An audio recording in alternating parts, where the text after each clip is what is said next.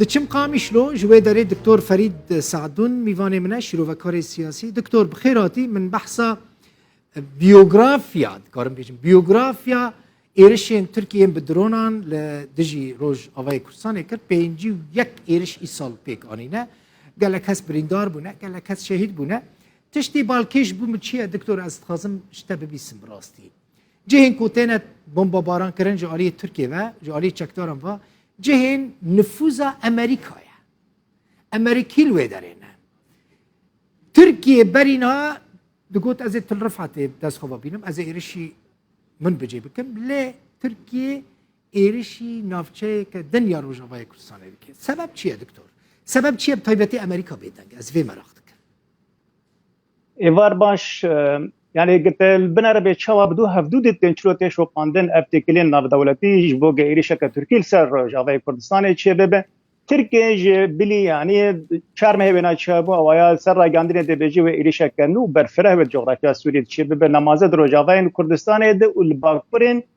سوريا لا ترفعتو منه جيم لا يعني وقت تشتكي بالكيش قلت لي بنر بيتشاب أبلود كاين قتشيد بنياتي كليان ناف دولتي وهبيتنين ناف دولتي قتشيد بن تبنر إيج حري السركة قد يجي في دستوردانا هاني شباب إيراني در كت دستيك كده يعني أردوغان أوينا دقوت أمي إيريشي منه قوت رفعت بكن للوي دفانا هاني دم دزانين يعني كل ودا كي بجيد ببهتر أوانا مليسين بسر إيراني فانا ونمازة يعني نبلو الزهرة وكسين ويناجي شيعين فإيران سروانا قبولناك تبنر لوتكايا طهراني دو وقت قاضاقير ونشتناك بوتينو وخامنئي واردوغان شي بو اشكركر خامنه يعني اشكركر غوتا اف اريشا جوي شي بالسر باكورين سوريا وزاره دك منظن بگينه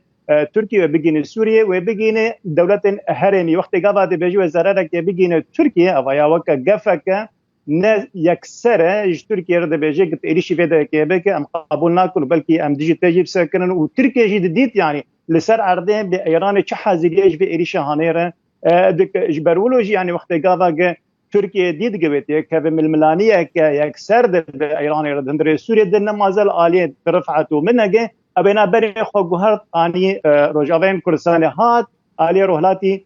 فراتج برق الويد ديد قوي يعني بلكي بقي استيا يعني له خصتنا كي يكسر دنا وانا وايران هذا بري خدا روحلاتي فراتي كما روحلاتي فراتي وقام دزانن يعني دبن كنترولا امريكا دي لامريكا بخاجي كان جيد افشوقات كسك دابو اردوغان جبوغ بفي يعني في اوبراسيون هنا رابع يعني جير جوتن يعني وقت قابا قتوله بكتي خرابي كي شيبك لاردوغان جي قاغات قال لك يخرج قرطبون دجي امريكا لوتكا ناتو دل مدريد دماغوغ فنلندا وسويد يعني دوز كدن قبل ناتو يبن دريد فيتو دسه من ناتو هي يك جوانا فيتو بكاربينه كسنكاره تبلیغ ناتوی ببین اردوغان افغازهانه بکار آنی امریکا ما نچار یا و خواسته که اردوغان قبول بکه یک جوان خواسته کاجی در باسمون آوینا یعنی ایریش نوینا لسر روجاوین کردستان یجبلین پرزگرک ناو دولتی دیجی هنه هات خویانی کرنگ امریکا جر اره کر دماغا و اردوغان اره کر لسر در باسمون فنلندا و سوئد ناتو د نماز امریکی یعنی نچار وجبر سینور فنلندا بروسيا 1300 كيلومتر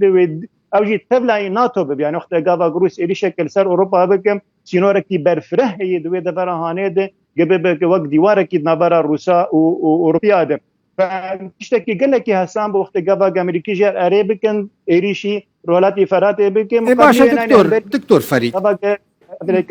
دكتور فريد يعني هف پیمان ين كوتينا بمب باران كرن تو باران كرن هف پیمان امريكان حسده ريفبريا خسر باشا ريفبريا خسر هالوسطوي تشيا و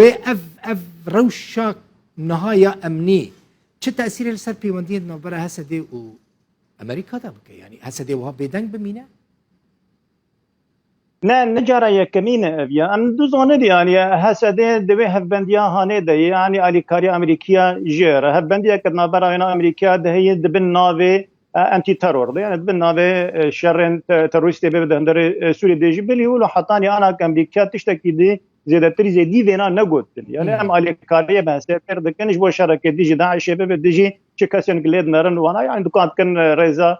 تروریستا د زیدی ونات شتکی ده نبوی امریکی اشکره کنه 2019 ده حطانی روجا ایرو يعني 2018 داگر کرنا عفرین امریکا سر اره کر 2019 ده داگر کرنا سر کانی و گری سیپیل سر اره کر تو باران کرنا روزانه گچید بد ودا که هاتنا گراهام لنسی گراهام هاتنا وینای بریا بیستروکی ودا ورهانه نگیان تره کفتنا جبو او نگیان و يعني باراستنا امريكي جي هسدير دجي فان داگر کرنے ترکا يعني دوی دبرهانه ده اجبر لوجي يعني ام قال لك بچاوكي مازن لي نانرنگ و امريكي و مو تركا با من قفانا كو قفانايا و جاليه مبه نا ما وقت قبا منارته كان قفانا كدش خو حري برجواندين امريكا تركا وانا برفرهترن وماسترن ونشتنا بدولتين زيدي يعني اطيق ام تيدن اجبر لوجي امریکی يعني وقت قاوا قلت ترك فشارك الوانا دكن امريكي خوجوار دادخن ونجارك تشي يعني هاتي دوباره كرن زيدي جارك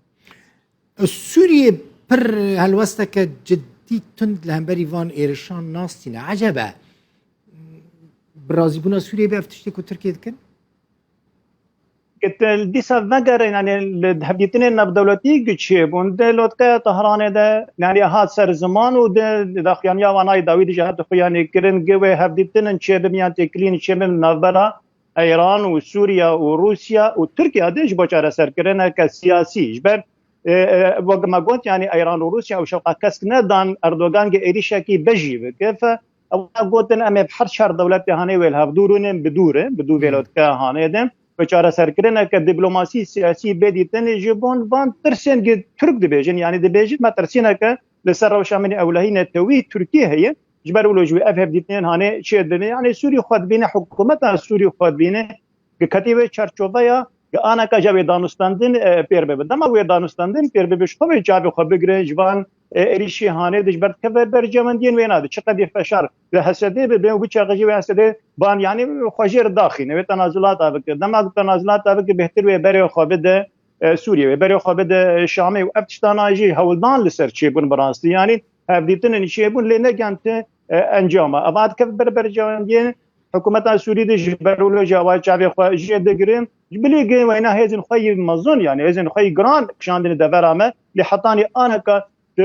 دیساجی بالا خوابه ده وقتی گاوا دورنگ هاتن ده جیب کرن تو باران ده بن ولشکرن جشجی تن کشتن سوریه چابه خوجه دگره و تپزگره کاچنا که و تبر سفدان جی یا کاردان که لشکری ترکیه جی ناک چل پیشیا کردانه ویدم يعني دوی کرد چپکن لالی کی ترکیه ایرش دکه تهدید دکه دوستین کردان امریکینا بدنگن لالی دن اگر کرد خوابدن بری خوابدن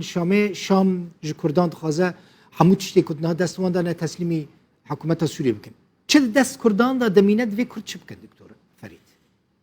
تقدر بخون يعني انا كهولدانا كده وقت دست بشخريه كي ابعد تندر كفهم هولين داتين سر ماسي حكومه سوري دماغوغ اصلا كي جهسيدير تشيد يعني هاد سر عندنا خو يعني كرن ده هديتني النبره هسيدي يا رب بريا خسر ودوله دتك بچونو تنجان تو انجام انا كم حكومه يعني حاول دك كسن جوار وق جوانار دبيجي يعني كسايات جواك كسايات ريسيبيان جواك كردي يعني بده سر هادو كسان جوانا يعني دانستاندن بانار بك لسر استاق سياسي يعني وقت انا دبان وجاده هولدانا كولو هي والنافات قارن جبنا تشي كي كارن نرتيا جواك كردي سوري بك كارن دانستاندن بانار ابي كادن ويرز هانه ده فشان لسر هسدت بدماغوت بامنه كمتر نگره كفتنه كجبلي تهنه کسان امکان بانار دانستاندن ابکن که بزگره کردی سوریه ده بیچاره سرکرین لگور وگه پروژه دولت يعني لگور وگه دولت جیر بیچاره سرکرنه دبین کرد جی حتانی روجا ایرم يعني ببرفرهی و پورایی ل برجواندیان خو میزان کرنه يعني حتانی انا کان نپیادین انا کسینه چه رخصتين كردي قد دفر مدهنه لهبدورو نشتن يعني كونغرا كان توي كردي چه نكن كونغرا كان اجتماعي كردي چه نكن قال هبدورو نه كاچاره سركرن شي حطاني روجا اوروبيا دي بنارينا خوتني كارد كه بايديولوجيا خوتني كارد كه بروجيا خوتني كارد كه علي كه ديفيجي ان كاسي خنابين لسر عرض روجان ايرو دي يعني خد بين لسر استا دبلوماسي لدربه كارد كه تهزين ويناي لشكري ابوري سياسي دهندر ده بوي خرطونه هانه تونه نگو خوابه بینه دهندره به معادله هانه يجبروا هر طرف جاري خوف كارد كه اف جهف كتا هانه اف بلاغبونه هانه جو هزن كرديره بکارتج آلی دشمنی کرداب یعنی حرک جوانا جات خوازب آلی کی بکشین بسر خوابه جبا گوانا یا بر هف بخه و هزین وانا جفدو بخین باشه دكتور اف بحثة بحثة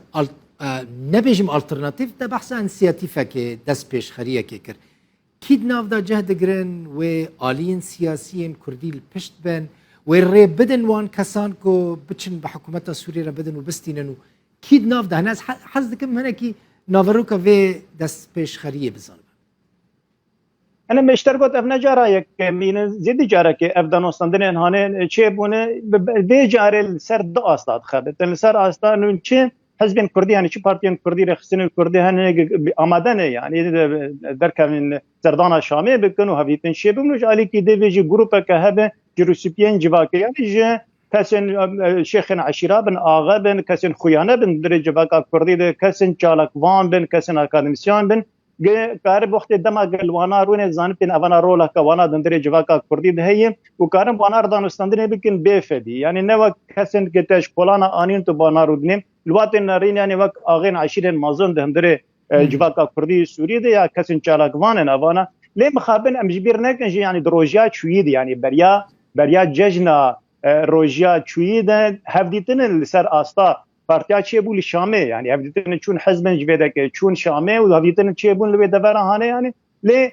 ویجی حق نانی یعنی ویجی نگن تا انجام جبر براستی یعنی چقندی افهول نانی یعنی چه ببین هزا کلشکری سر عرضه هیه و آلیکاری کپش گریه که ناف دولتی جر هیه هزا حسده دما قوایا قانع نبا و نکر دانستاندن و رکفتن هذا يعني اللي صار هذا شو كارتن شيء تو كارتن شيء نابا يعني اگر او پشگریجی نکن تدوی قناعته دای تدوی باوریه دای کو ففتیتن الشامي چه دبن